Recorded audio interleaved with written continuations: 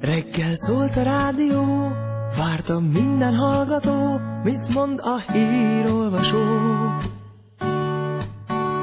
Azt, hogy tart a tűzszünet, meg hogy az ár emelkedett, de lesz még új rendelet.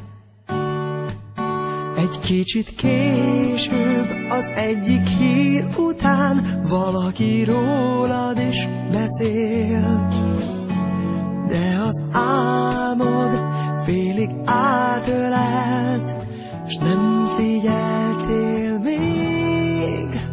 Aztán jött a délelőtt, a gyönyör beléd költözött, a szomszéd úgy rád köszönt.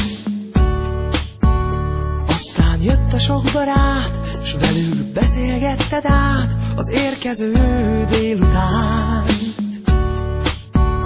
Hogy a névnapod milyen jó dolog, és hogy miért feledted el.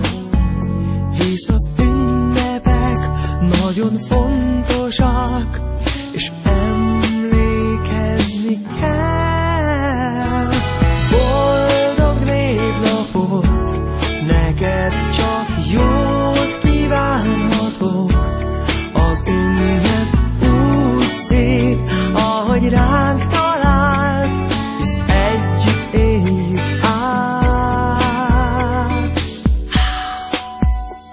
Hát kívánok neked ablakodba fényeket, a fényhez szép csendeket, a csendhez tiszta vágyakat, a vágyhoz mindig társakat, mindig jó társakat. Mindig új hitet, múló bánatok után, ugye nem fel